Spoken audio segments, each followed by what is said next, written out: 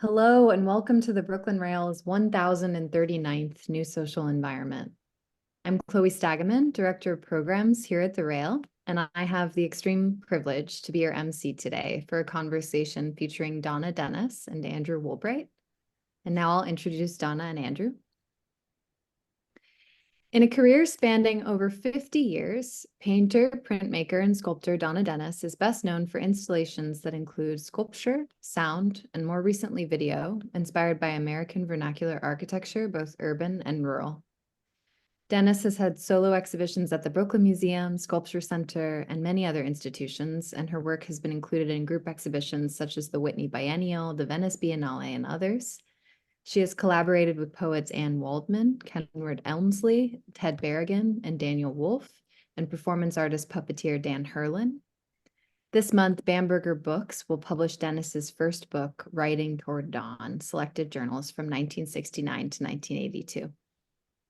And our host today, artist, curator, and critic Andrew Woolbright, is based in Brooklyn and is an MFA graduate from RISD in painting. Woolbright is the founder and director of the gallery Below Grand, located on the Lower East Side in New York. He currently teaches at the School of Visual Arts and at Pratt Institute and is a 2021 to 2022 resident at the Sharp Willentis Studio Program in Dumbo. In addition to curating, we are lucky to have Andrew as an editor-at-large at the Brooklyn Rail. And with that, I am going to pass it over to Andrew to get us started. Hi, everyone. Thank you so much for joining us today. I'm so excited about this conversation with Donna and was completely floored by her exhibition at O'Flaherty's and really excited that we get to made this work with everyone's schedules. And I want to be, I have lots of notes and lots of things I want to talk to Donna about. So I feel like we should jump right in with that in mind. But Donna, first, welcome, but also, at the Rail, we love talking about community, and you're a real community artist, especially with artists in the 70s. But I first want to start with your education. You got your education at Carleton College, and then a whole other education of 1970 to 72 in New York. Could you talk about that? What your first steps into the art world were like? Well, my first, it all kind of runs together. I was an art major, studio art major at Carleton. And then I went to Paris for an academic year with some classmates. Martha Diamond had been a painter, had been a studio art major with me. And then Peter Sheldall and his first wife, Linda O'Brien, had not been people I knew, but I knew of them because Carleton is a big campus. But we all hung out together in Paris. And then when it was time to come back to New York, Peter had already made friends among poets in New York. So that became my social scene too. And I went to readings at St. Mark's Poetry Project almost every Wednesday night. And the first public exposure my work ever received was through doing flyers and covers for mimeographed chapbooks by the poets I knew. So so that was very, very formative, and I had no idea how I would arrive in New York and what my life would be like. I just knew what I wanted to do, but I was plunged into this poetry scene, and I'm very thankful for it.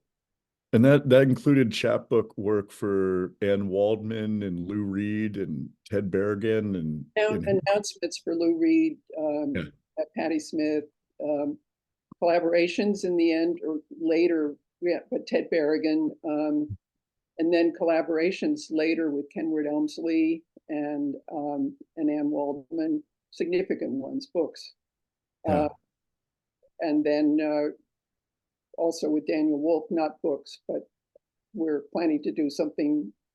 He's waiting for me to do something right now. So that's good. And then you're also very close with Rosemary and Bernadette Meyer too. Yes, yeah. And that was through the poetry scene because Vito Acconci, Rosemary's husband, by the time they were no longer married by the time I became good friends with Rosemary, but it was because Bernadette was part of the poetry scene, Vito Acconci was, and that's the way I met Rosemary. Mhm. That's incredible. I mean, can we talk, we're flipping through these slides so everyone kind of gets an overview, but we're going to start going through them one by one.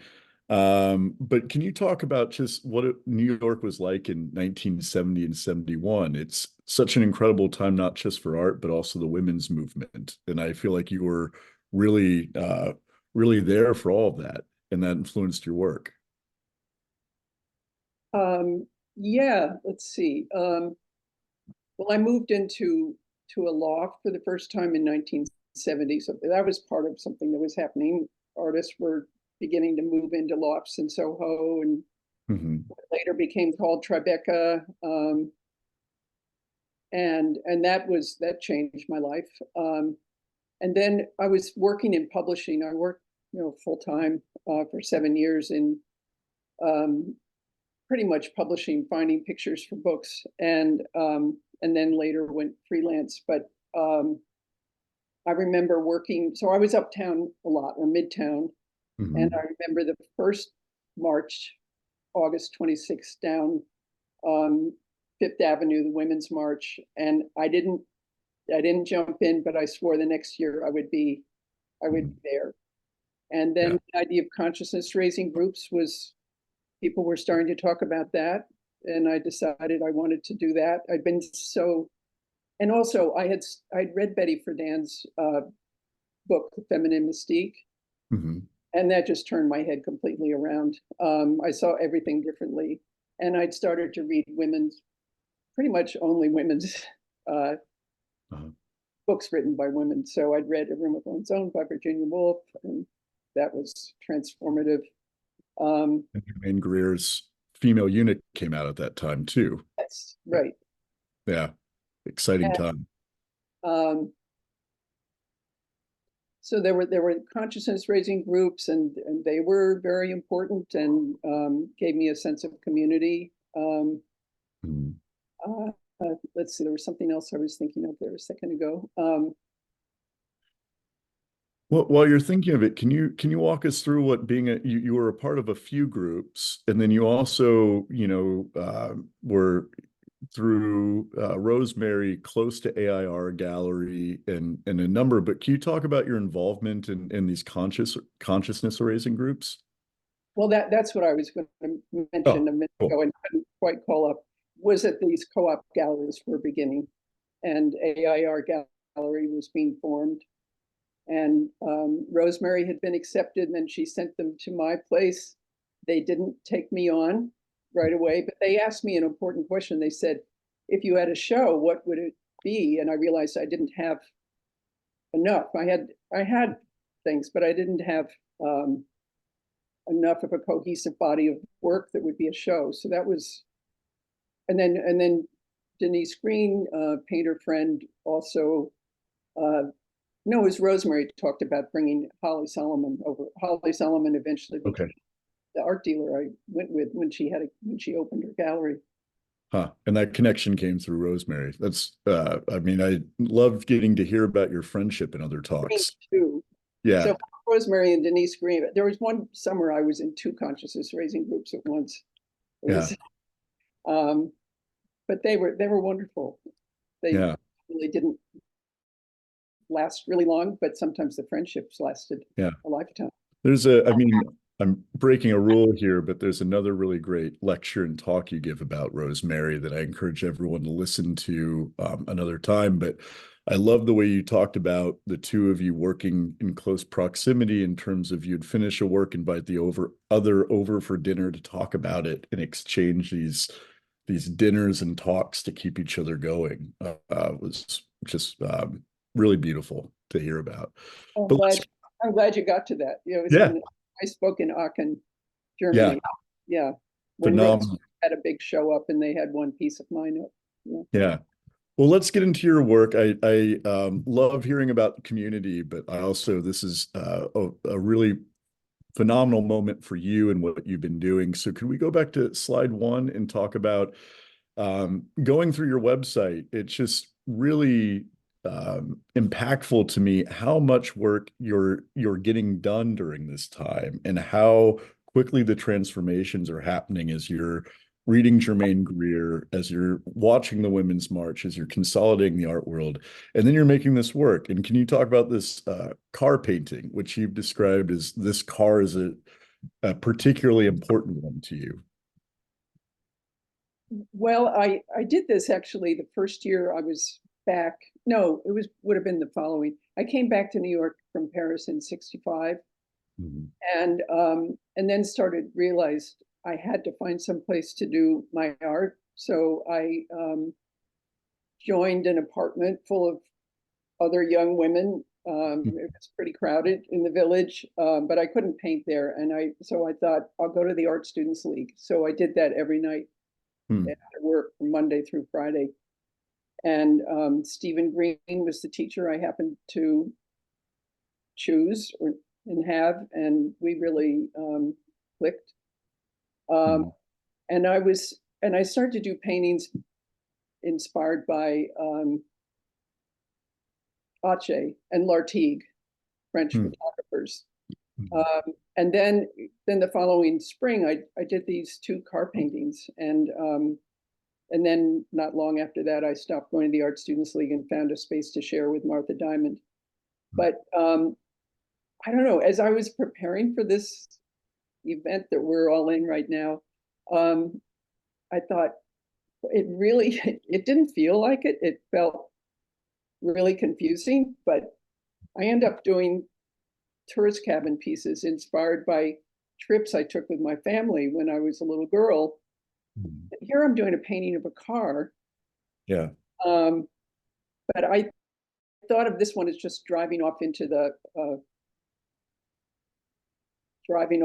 bright something or other, and trailing this strange, I didn't think of that as a road. I thought of it as a strange shadow. It was trailing along behind it.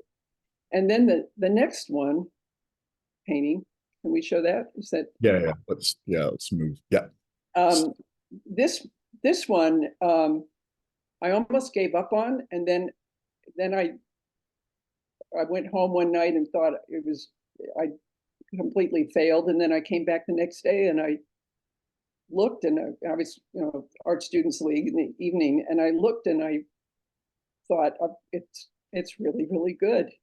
But I thought of it as, here's the car and it's still trailing that dark shadow, but now it's about to drive right off the canvas. Yeah. And that was what I started to think about, was getting off the canvas. So and they're all me. So this is me getting ready to step off the canvas. Yeah. I was just about ready to ask that question, if they're you, or I mean, something I think I'm going to probably keep asking or over and over again is something that comes through in your houses and your sculpture too, is I find myself always wanting to know, is this something you desire, something you feel alienated by, where you are in that piece of feeling like you fit into this and not. And I wonder, with that car emerging from the shadow, if you want to talk about that. The second one where it's just. Yeah. Well, I just thought, well, it's funny, it has one headlight. But I thought of it as, and it doesn't seem to have a driver. I work really intuitively. Yeah. It's more, I do something, then I observe it. And that's where my journals come in so much. Yeah. Do something, and then in the process of making it, so, I may write every night after I work. And I don't work every night, but I do work in the night. I'm sort of less of a night owl now that I live in the country, but a night owl. But I'll do something on maybe a large piece, and then I'll walk around it and I'll observe, and I'll think, oh, that's what I'm doing. Oh, that's right. Oh, look, those rectangles of windows are lining up. Maybe I'll make more that line up. So it's kind of observing what's happening. Well, it's amazing too to see this work in light of everything. This like sense of dramatic light that it's almost natural, but it also seems like the light of an eclipse, or like the light of a theater stage, where it's just like a spotlight that I'm excited to talk to you more about when we get to your sculptures, which I feel like is another continuance. Is this like this artificial light? Can we talk about these assemblages and this? And this is maybe So these came next, and yeah. Yeah, I wanted to do. I don't know. I felt I liked the paintings. I still like them, but I felt I wanted to just sort of shock people in a pleasant way, or I don't know. It sounds so old-fashioned, but I'd say knock the socks off. But I just wanted people to walk into a room and have their jaw drop. Another old-fashioned term, but so, and I felt I couldn't do it with the paintings, so I started to do these. It's stretch canvas, and then I affixed contact wallpaper, brick pattern wallpaper, and blown up photographs, and then mirrors. Mhm. These mirror strips. My cat is chiming in. So yeah, and I would say that this is where I started to move towards sculpture. I mean, one thing, the canvas is not lifted up onto the wall, it's leaning against the wall, its feet are on the floor. And then the mirror strips, I wanted them to be really narrow so you wouldn't get caught up in looking for your own reflection. I wanted them to suggest another place, either behind or, you know, and so I really liked that as you moved around this room, the mirrors would go dark and then they'd pick up a light, and so the viewer got rewarded for moving around a little bit. Mm-hmm. And this is this the first time you're thinking of this? I know later you're going to name a piece false front, and I feel like that motif of the false front is really important for your work, that set of O'Flaherty's.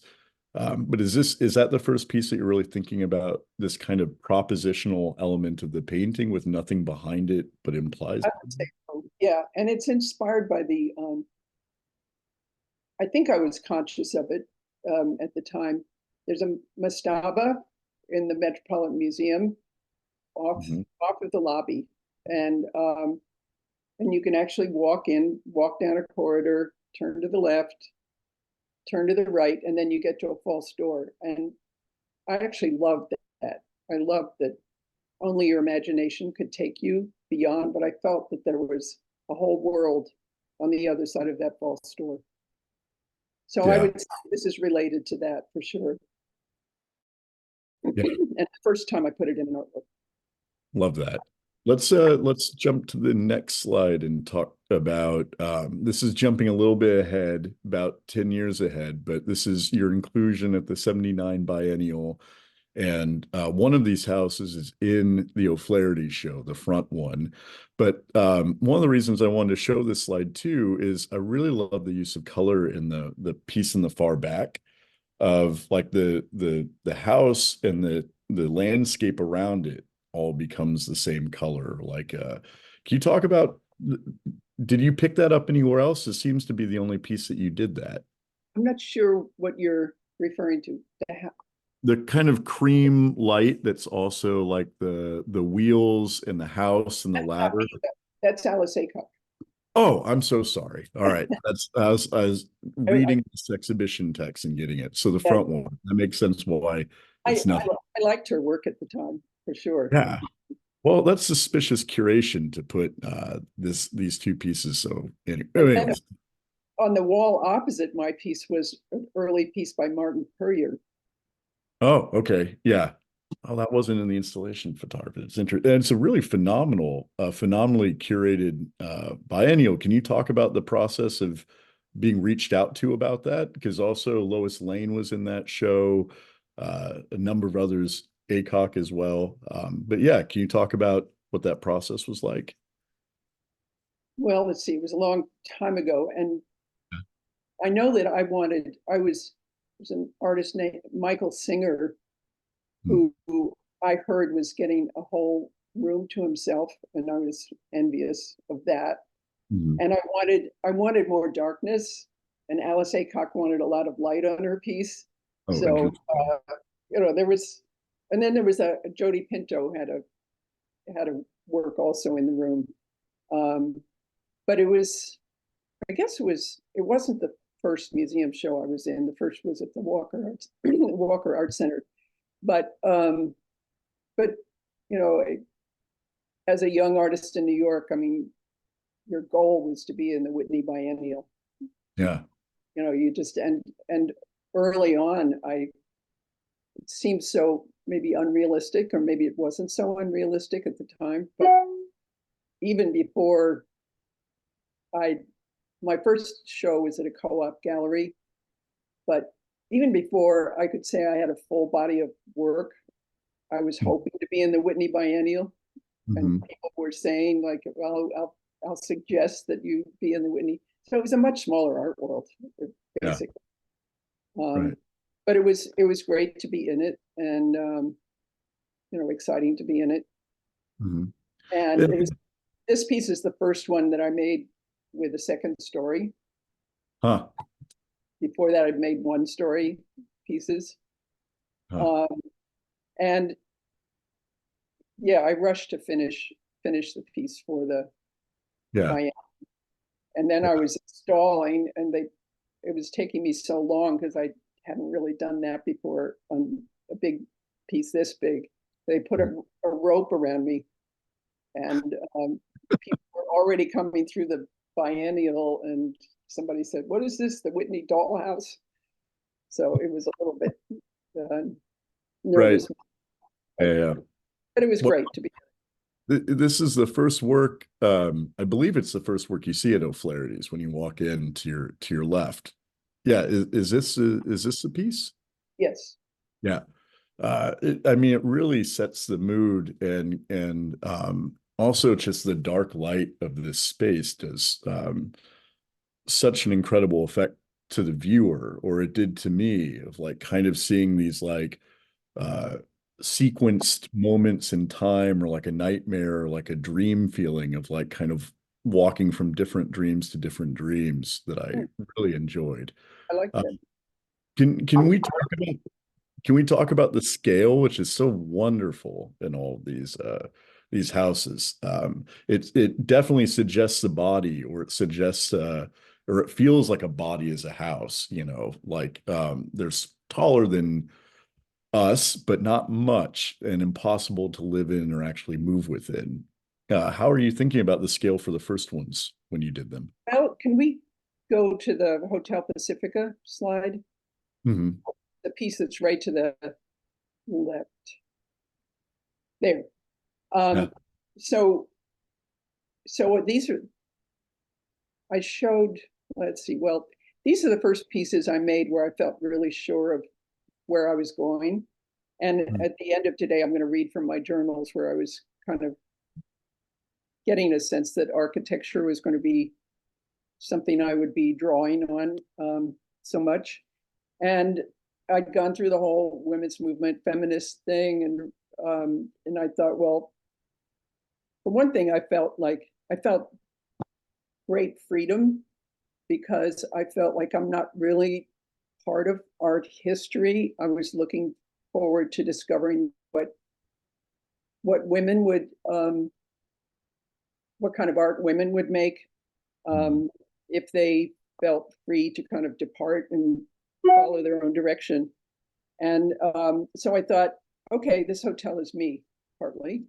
And I made it so I'm 5 feet 8 inches tall, or I was at that point.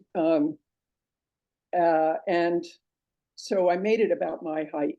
The top of the door comes to my eye level, but that's what where the scale came from. Yeah. And when I go up to 2-story, I still, on the first level of any structure that I'm making as a sculpture, the top of the door on the first level comes to my eye level as I stand there. So I still use that scale, and it's not, you know, people say, oh, what is this 3/4 scale? I don't know what it is mathematically. It just relates to my size. It's Donna Dennis scale. That's right. I love hearing that. I mean, for me, it you know, hope all of you can go to the show and see the show. like I kept thinking just what it did to my body and my sense of space, that it feels almost like a Baroque effect, but in the opposite direction. If like Baroque effect is like 15% scaled up, this is like 15% scaled down in a way that displaces something in me. You know, it makes you feel like you're walking behind the curtain on a theater stage, or you're accessing something that you shouldn't be able to see or not see. I don't know. It's how do you think of these in terms of like the uncanny, I guess is what I'm kind of getting to. I'm not going, well, I saw something online. Somebody called this show that I have up right now, scariest show so far of the Ah, year. ah, I'm not interesting. I'm not going for that. Yeah. Uh, I am going for something spiritual. Hmm. Uh, um, Interesting. uh, Hmm. yeah, I mean, I guess that's the best word for it. Um, Could you elaborate on spiritual? well, I was brought up pretty. I was born in Ohio and grew up in three generations. My sisters and me being the youngest generation of pretty strict Scotch Presbyterians, and so I went to Sunday school. Uh, we didn't. I don't know. We didn't have. We didn't cook on Sunday because it was the Sabbath. It was. It was quite strict, and I guess I believed in all of that. And then there's a sense of awe you get when you come across nature or something really beautiful. Hmm. And but then the women's movement really took away that kind of religion for me. Hmm. But so then my art became really about a spiritual quest. Hmm. If it Hmm. feels uncanny, I guess that's just staying in touch with something larger than myself. Yeah, I mean, yeah, maybe uncanniness is my own, psychoanalysis of me, but maybe it's just my uncomfortability with, because of my own experience, confronting something spiritual that it is like a type of, you're walking in on something that has a presence to it. And even though there's ambient noise in this exhibition, it really stunned me, the silence of everything. Even in a very crowded room the night I was there, just like the silence of this porch light on, really was something that maybe I have to address that in myself, why I associate that with the uncanny and not a spiritual moment. But I think that's a really interesting navigation between those. When you're picking these forms and thinking through these forms, how much of them are directly observed and how much of it is like a fabrication of like multiple houses or multiple spaces? Like, how are you thinking of the hotel or this one? Well, the hotel was rather fantasy like and Yeah, right. inspired by Jane Bowles' wonderful novel, Two Serious Ladies. Hmm. Uh, and But then I kind of left that behind. I was looking at Walker Evans' photograph, so that hotel is kind of made up, and the four hotels I showed together at the time in early 1973 Right. were, I showed them with paper palm trees. But then I'd been looking at Walker Evans photographs and Berenice Abbott photographs. Um, and I think I told you when we were chatting yesterday that I was never drawn to sculpture. I wasn't attracted to sculpture. I never had a sculpture course. Um, but I did love buildings. And I was looking at the photographs, and I love painting. I thought I'd be a painter. I love Matisse. I love Diebenkorn. I especially love Matisse's windows. Um, so so this piece, there was a Walker Evans photograph of a tourist camp in Ossining, New York, and I can't even remember the details, that well. But then I went to Maine with a friend and took photographs of tourist cabins that reminded me of the ones I'd stayed in on family trips. And when you're working with something that small, or that simple, you can't make up a lot. Mhm. But when I got to the big subway pieces, I always said I'm not making a portrait of any subway station. There's no place in the subways looks just like this. It's really an accumulation of details. Yeah.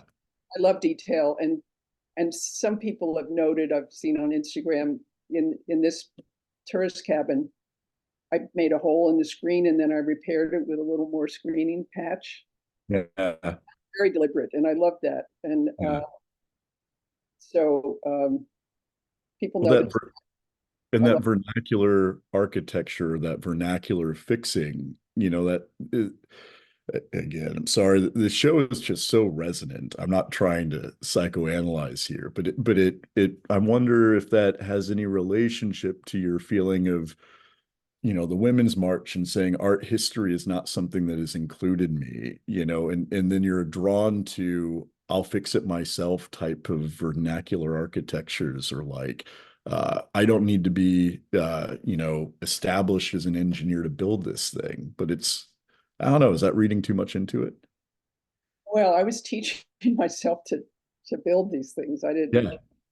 Yeah. The only thing I'd ever made before, I guess, was a stretcher for a canvas. Yeah. And I think it didn't turn out that well. But yeah, so it was great to gain these skills. It was a struggle, but I enjoyed it.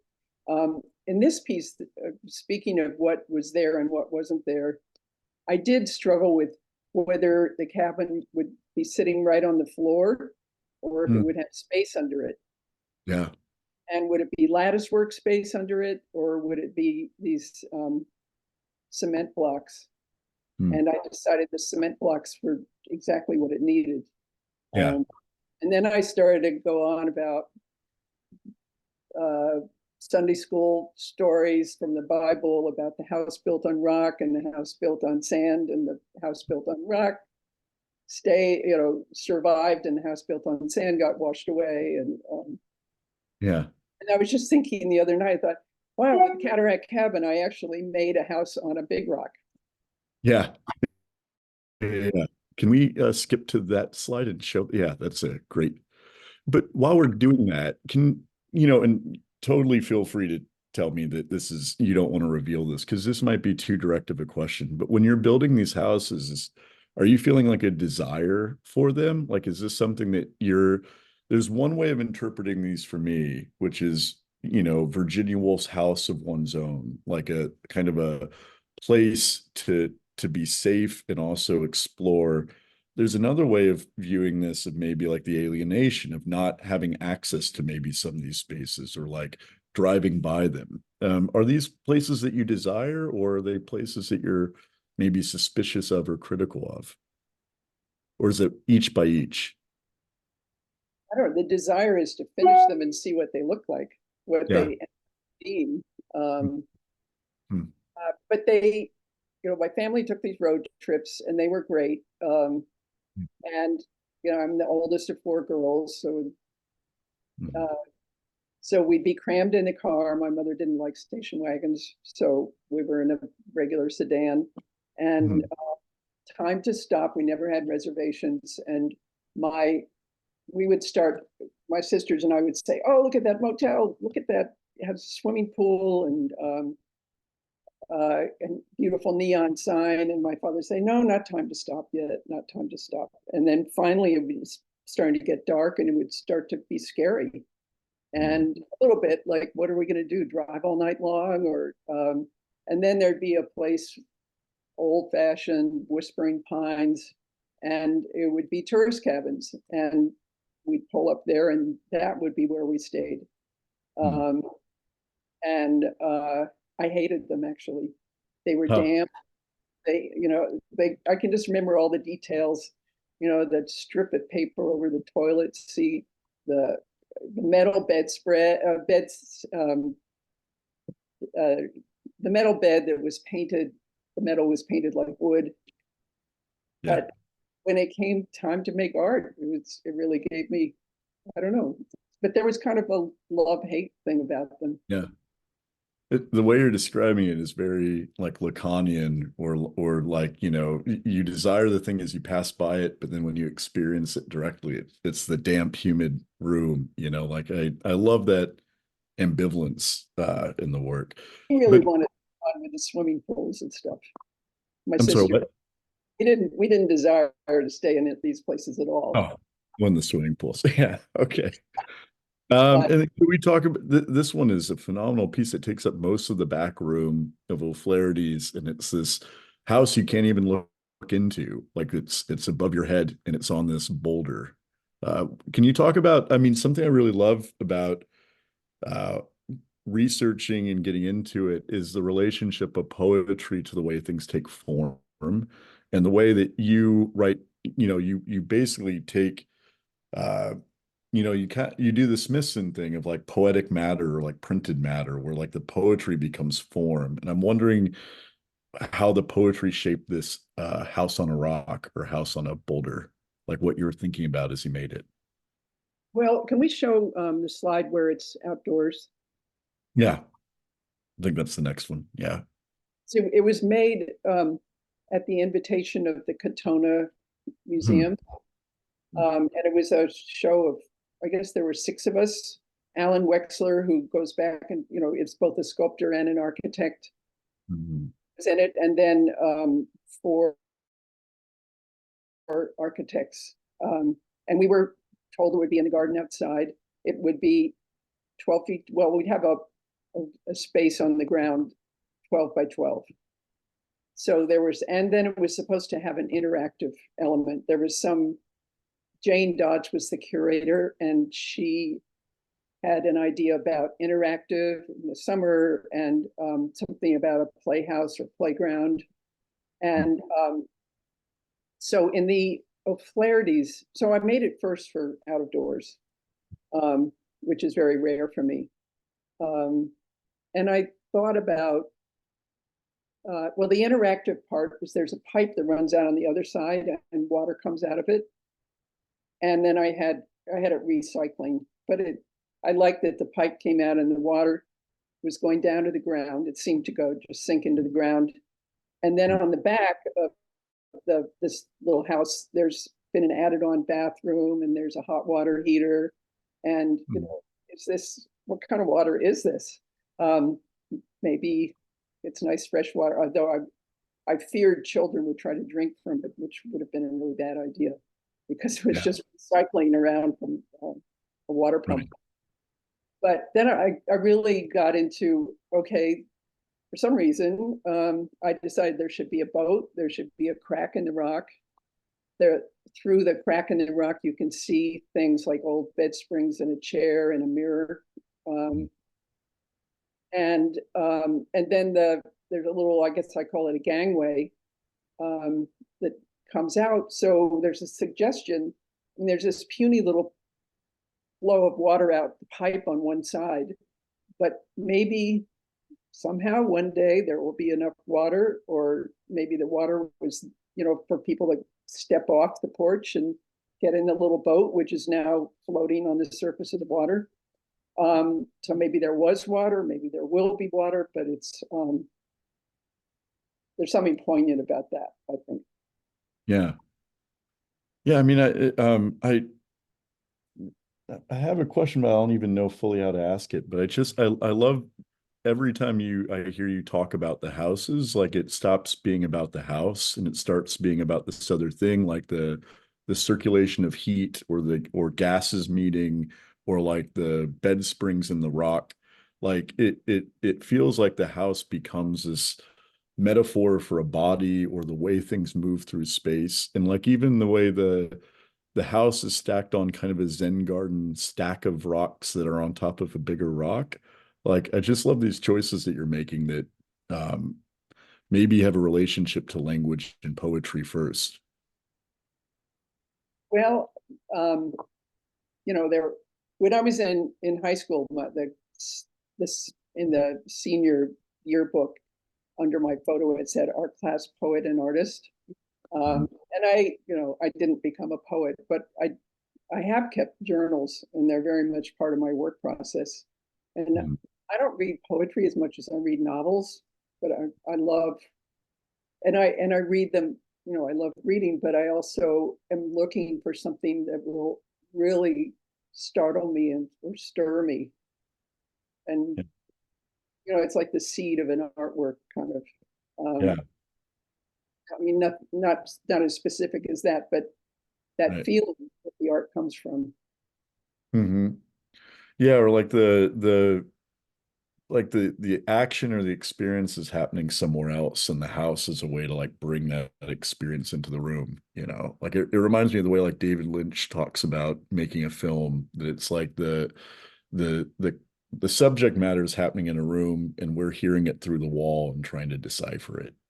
Like I like that there's this kind of distancing effect that you're doing in these.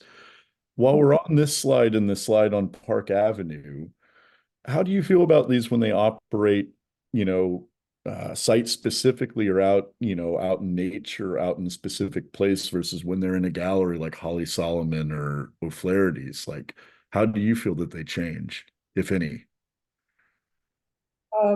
Well, one thing that happened was Tourist Cabin Pensacola, which I think we were just showing, but that was in my first show at Holly Solomon. I had 2 subway stations and 2 tourist cabins, and that became the prototype for many of the public artworks, temporary public artworks I've done.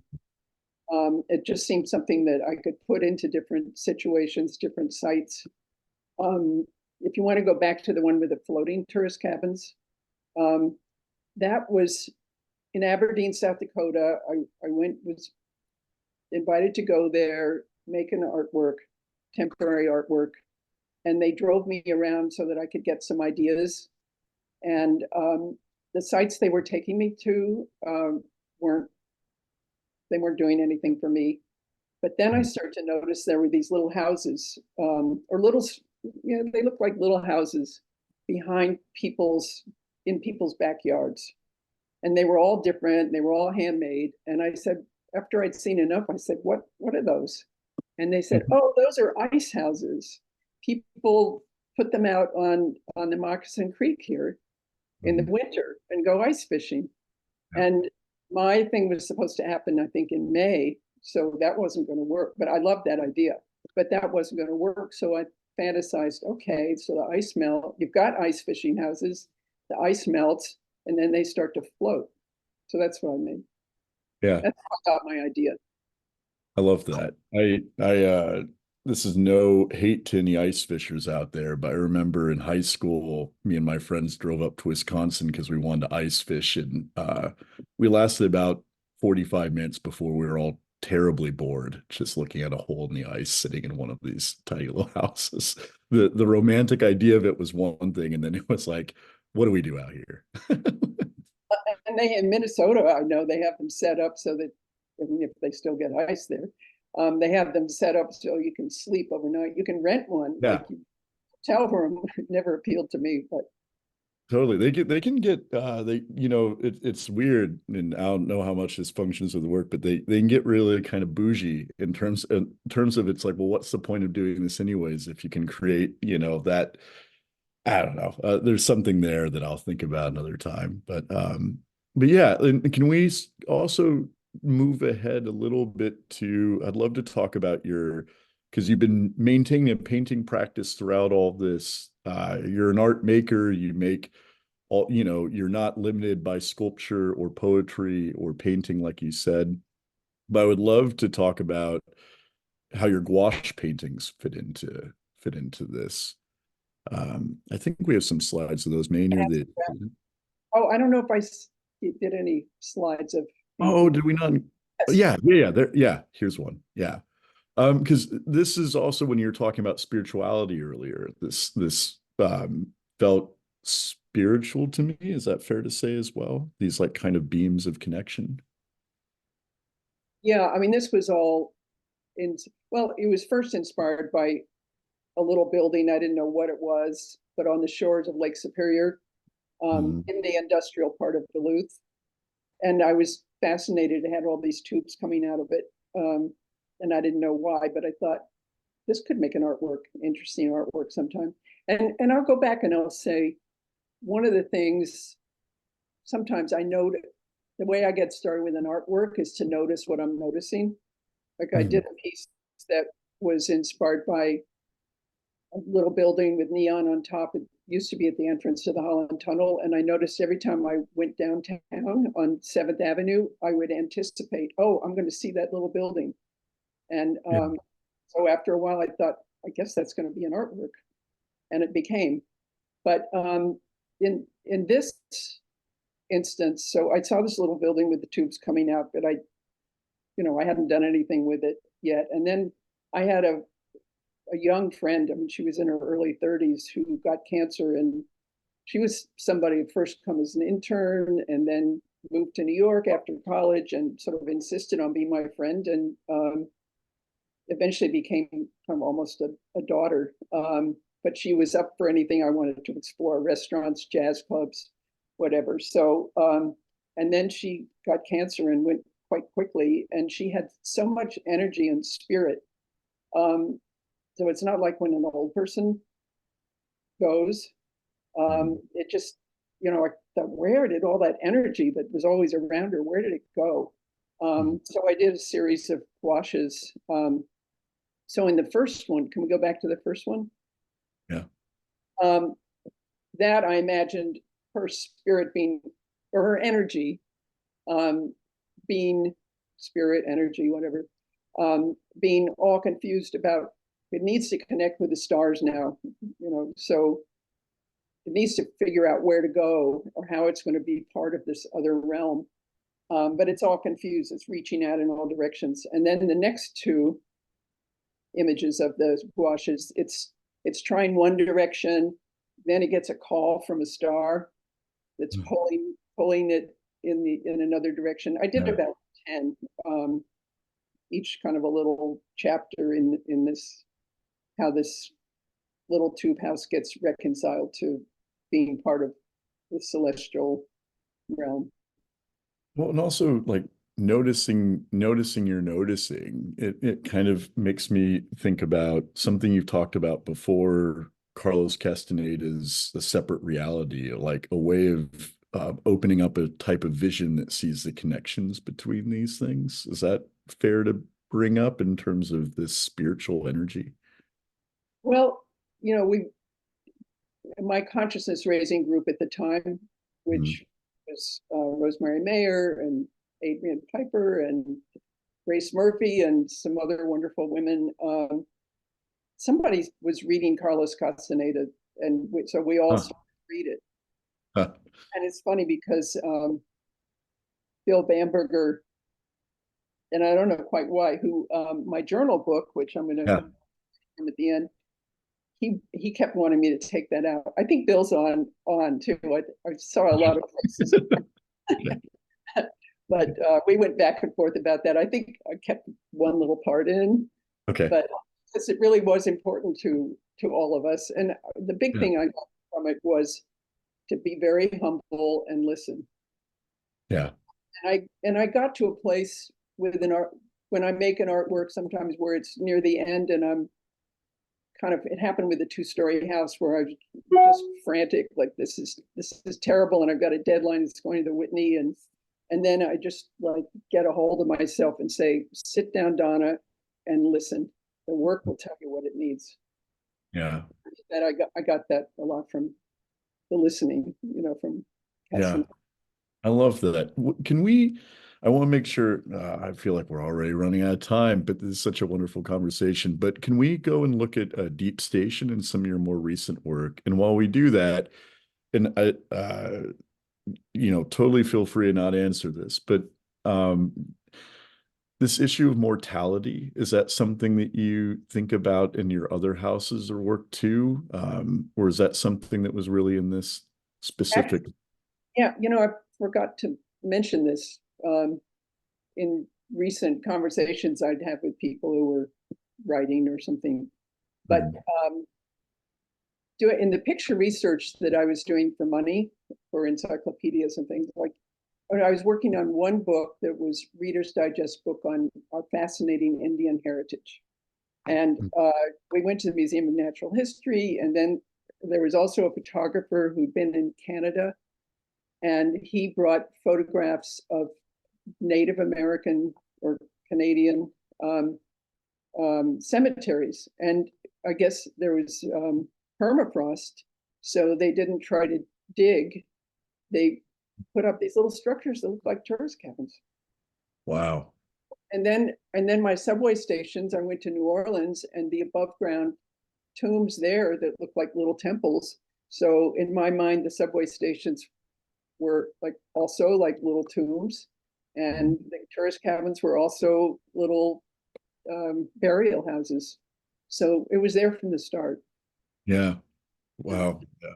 I've forgotten that. Can you walk us through Deep Station? I love the title of that, and just the idea of thinking of something moving deep below us or underneath. And but what was your initial thoughts taking on such a massive work? Well, let's see. My first big subway piece was Subway with Silver Girders, and it went to the Venice Biennale in '82, and I finished it in a big scramble. And my journal book ends with that in 1982. But but I had started this other subway piece, and I mean no, that's Coney Night Maze. Yeah, yeah. I started the other subway piece, and I was determined to finish it, but I didn't have any new, I don't know. I'd already done this big Subway with Silver Girders, and then coming home from the Venice Biennale, I went to Rome, and I saw that the Roman Forum was buried. Much of it was still buried. There were passageways, into the hillside because they still buried. So I thought of a subway station that was at the bottom of the world, as deep as you can go, down where the tectonic plates are shifting.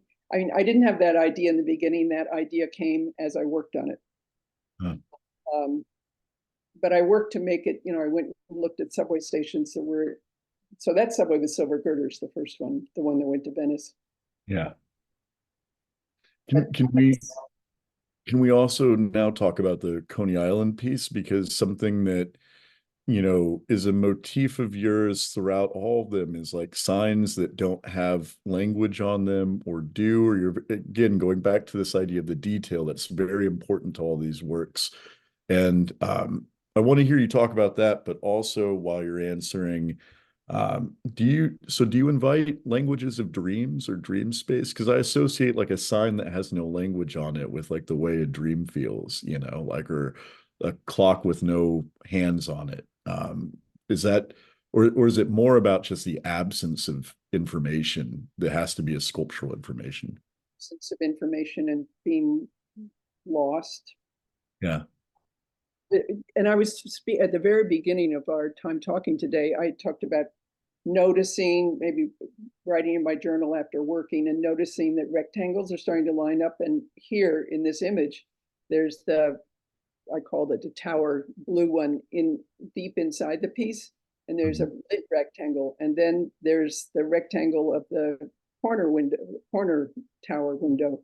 And then I started to add the signs because I like the rectangles. And then I thought, what do I put on the signs? And I thought, I don't want anything on the signs.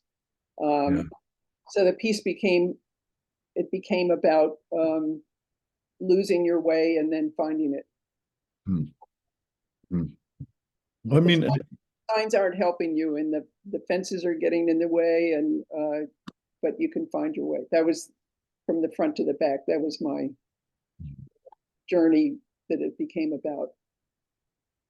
I love that. I mean, and it's interesting to me seeing these works as they continue on, that, what started off as the absence of the person and the house becomes the absence of the roller coaster, the absence of the train. Like the absence keeps growing larger of what you expect to see in these spaces, but then don't ever confront.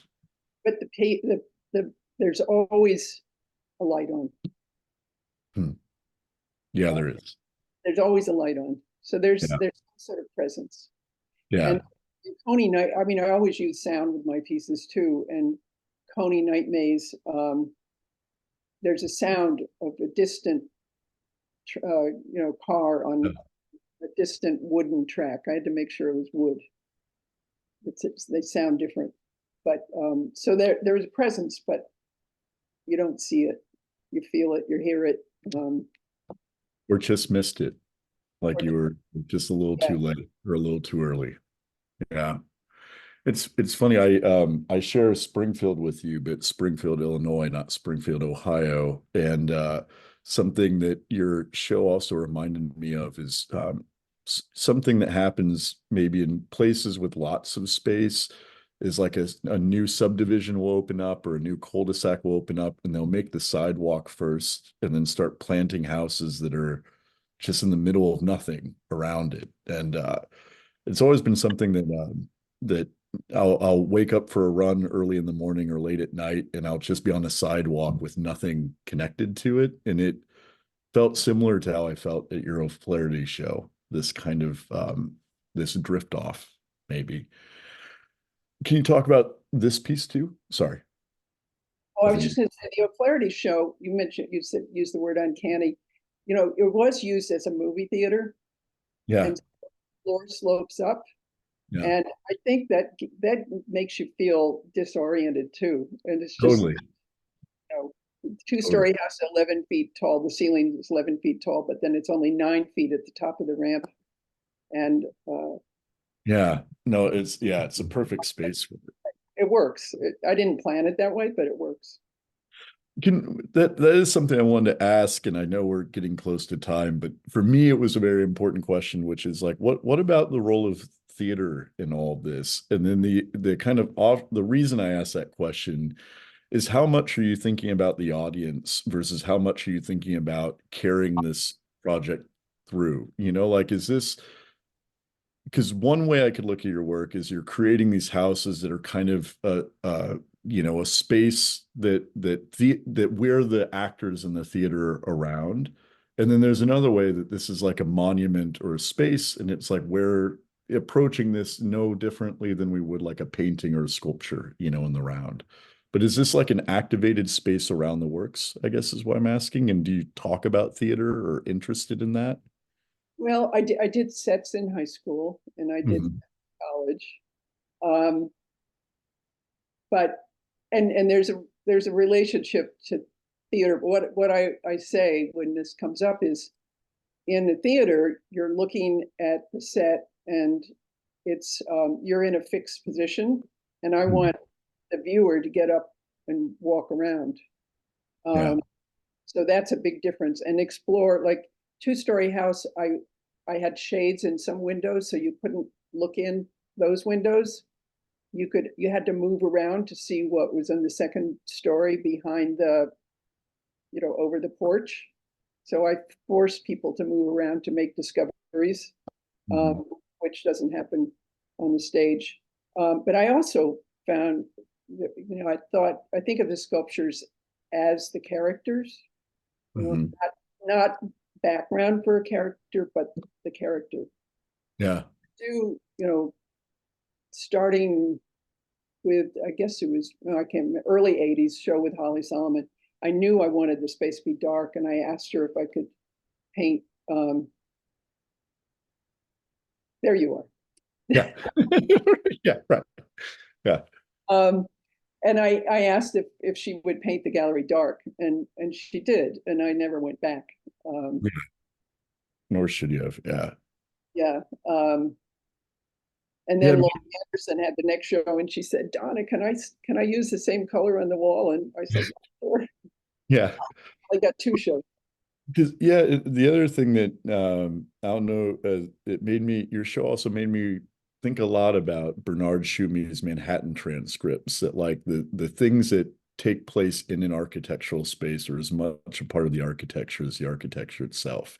Like the way you walk in an enclosed space, like the enclosure is really the entire thing. It's the negative space and the positive and all of it. And yeah, I really want to give everyone else a chance to talk to you and ask you questions, Donna. I also wish this could go another 2 hours because I have so much more to get into, but this work is so phenomenal. And I thank you for your time for making it. Yeah, thank you today and want to give everyone a chance to ask you some questions. And I was going to read from the journal, but the journal book, but oh yes, I think that we'll do that after some questions, maybe. Do we have time? Right, that's what Bamberger Books. I think Bill Bamberger is here. I see him. It turned out beautifully. It actually has many illustrations.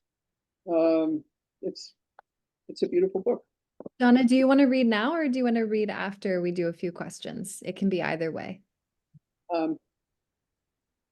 don't know. I don't know what the time constraint is right now. Why don't we take a few questions and then I'll turn it back over to you to close us out with the reading. Thank you all so much for your questions. We have several. I'll let Vita go first since I see your hand is raised. Vita, go ahead and ask your question. Hi, I just want to say, first off, thank you so much. I think that you are so awesome and I loved this presentation. I'm so grateful to have tuned in. Your work has this ambivalence about it that's nostalgic and comforting and also heartbreaking. And it feels like it touches on collective memory. And I'm curious about media and influences and stories that maybe you had heard in your life that influenced your work, especially the cabins and structures in that era. Well, you know, I'd also prepared to read a little bit from Virginia Woolf's A Room of One's Own, which really talks about collective. So maybe I'll just do that really quickly. I've taken out lines and stuff, but this is the way she concludes A Room of One's Own. I told you in the course of this paper that Shakespeare had a sister. She died young, alas, and she's described as being equally gifted as her brother Shakespeare. Now my belief is that this poet, who never wrote a word and was buried at the crossroads, still lives. She lives in you and in me and in many other women who are not here tonight. But she lives, for great poets do not die. They are continuing presences. They need only the opportunity to walk among us in the flesh. This opportunity, as I think, it is now coming within your power to give her. For my belief is that if we live another century or so, and then I'm skipped down, if we face the fact, for it is a fact, that there is no arm to cling to, but that we go alone, and that our relation is to the world of reality, and not only to the world of men and women, then the opportunity will come. And the dead poet, who is Shakespeare's sister, will put on the body which she has so often laid down. Drawing her life from the lives of the unknown who were her forerunners, as her brother did before her, she will be born. As for her coming without that preparation, without that effort on our part, without that determination that when she is born again, she shall find it possible to live and write her poetry, that we cannot expect, for that would be impossible. But I maintain that she would come if we worked for her, and that so to work, even in poverty and obscurity, is worthwhile. Wow. Always makes you feel like crying, but that talks of community, and reading that and being so stirred by it gave me a sense of, gave me a great sense of freedom, but it didn't really matter if I showed. I mean, I hoped I did, but I was doing something important, just making the work. And that I was part of this community that Virginia Woolf speaks of carrying this spirit or energy or whatever it is forward. So Thank you, Donna. That was beautiful. And such a wonderful answer to that question. Thank you, Vita, for that question. I recommend reading Room of One's Own if you haven't. And online, I saw Eileen Atkins is a wonderful British actress. I guess she's still with us, who made that into a dramatic monologue. And she does a great job. And that's another way to experience it. Amazing. Thank you so much. The next question is going to be from Tos, and I will read it on Tos's behalf. Donna, given your position regarding art history, and the women's movement, how do you see the current situation and lay of the land for women artists? And has it changed in any significant way or not since you started working? There's a lot I don't know about the current scene. I mean, now I don't even live in the city anymore, but I mean, it seems that women get to show more often, and you see their work collected in museums, but it's still, I think the collecting of it lags behind the other ways of experiencing it. I mean, having it become part of a permanent museum collection. And I'm not sure, I mean, that first, I don't know what we were called, the first wave of feminism, but we were all so excited and so deeply stirred by it, and so excited about talking to one another and the consciousness raising. And I feel really lucky to have gone through that period. I think it's different now. And, I think a lot of theory and I don't know, other things have made it feel more distant and less of an immediate discovery of, among your community members. But I don't know for sure. So thank you for that question, Tos, and thank you for that answer, Donna. I have a question from GE about vistas. As you've moved from urban to rural with those alterations in vistas, have you found newfound freedom to think of things, on things? Well, in the beginning, when I got up here, and I moved in early 2019 to the Hudson Valley, and see, I've got windows with greenness behind them.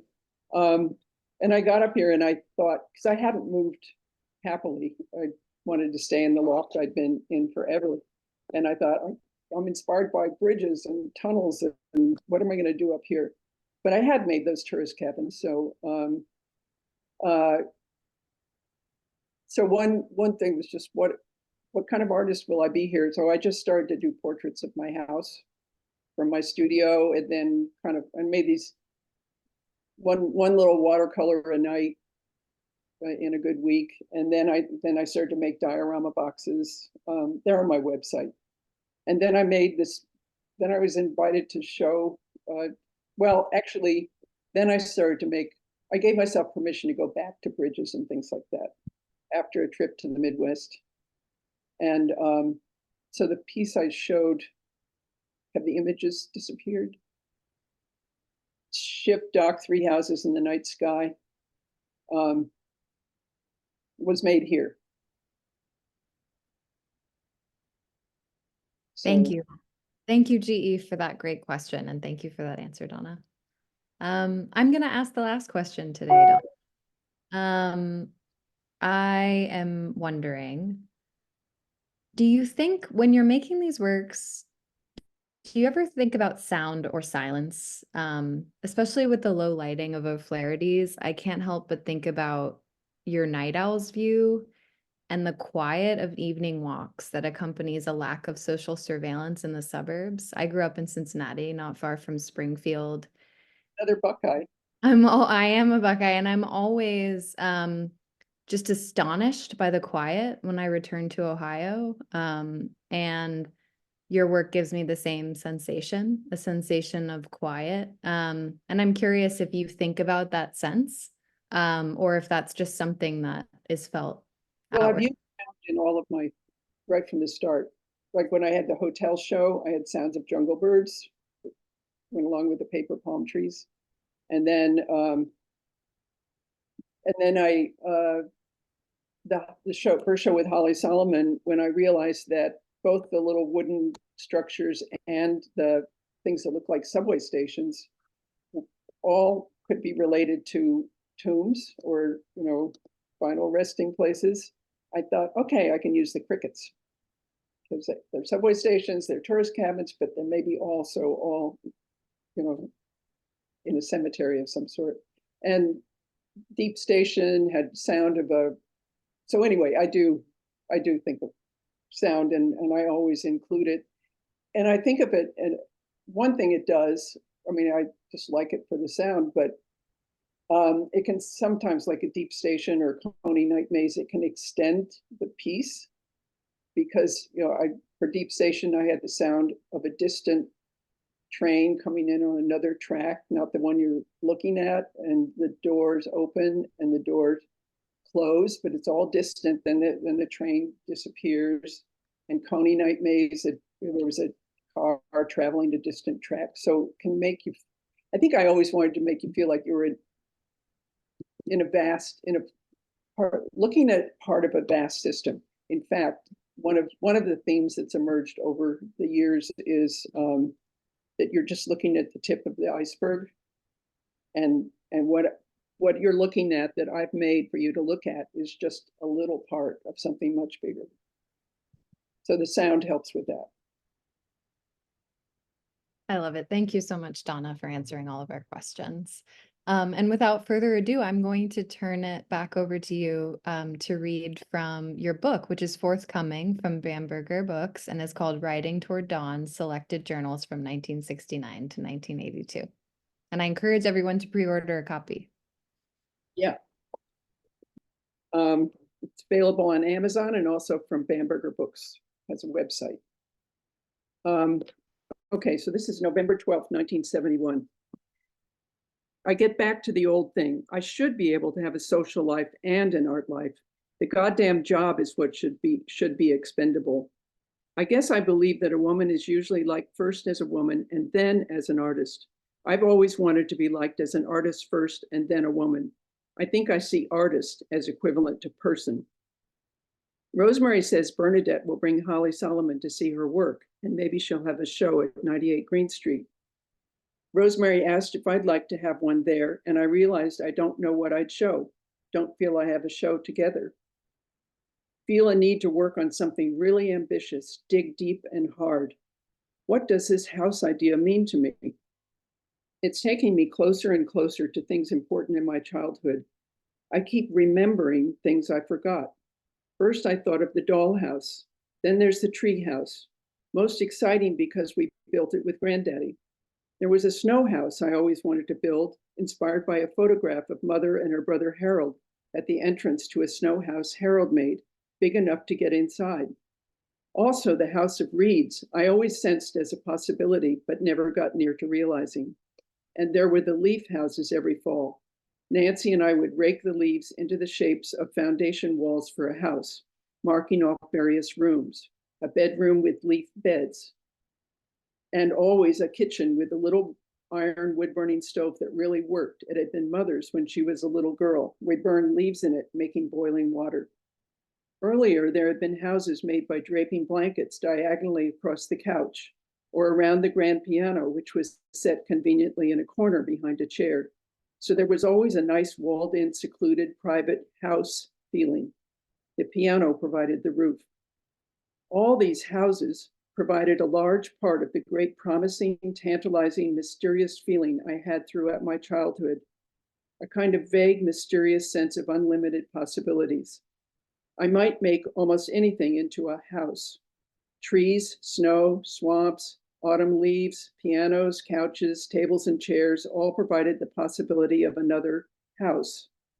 Recently, I had a wonderful dream about little houses. Once brightly, fantastically painted, now faded, but all the more intriguing with their quaint Bauhaus Mother Goose styles. 30s, I guess. I dreamt I got a Fulbright to Ohio so I could study them. I woke up wondering if I shouldn't have been an architect. When I was small, every season, every place was pregnant with possibilities for house. It has just occurred to me why I was so deeply affected by the pyramid at the Metropolitan Museum when I first went there on a school trip. I think it was because you could go inside this very narrow passage. You got a wonderful feeling of labyrinth and panic of labyrinth and claustrophobia. But in the end, all you did was turn a corner into a dead end. And of course, you knew there was more, much more, and open spaces inside, infinite possibilities and mysteries to be revealed. But here was this blank wall around the corner, completely frustrating and tantalizing, all at the same time. How about entering a pyramid and finding yourself around a corner, face to face with yourself, a mirror, that is, and then maybe what I'm after is an interior that one can see into but can't really see.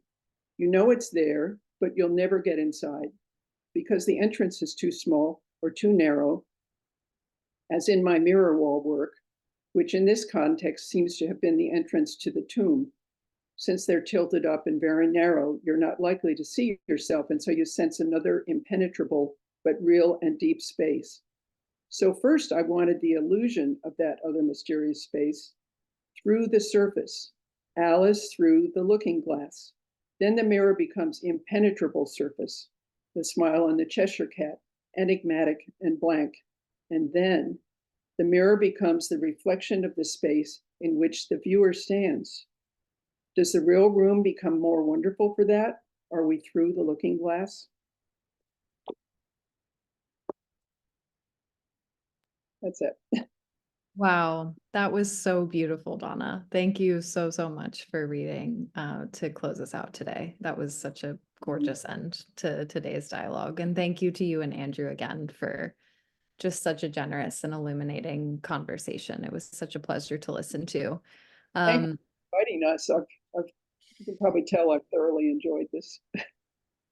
It's truly such a pleasure. And I'd also, of course, like to thank the Terra Foundation for American Art, who sponsor our new social environment program and make weekday conversations like this one possible. They also support our archive, where you'll be able to watch this video shortly. The Rail has been free and independent for 23 years. A donation directly supports our team and our operations. You can support our work through the link in the chat. And if you're free on Monday at 5 p.m., we'll be hosting the artist Raven Chacon in conversation with Rail contributor Rael Christian on the occasion of Chacon's current exhibition at the Swiss Institute here in New York.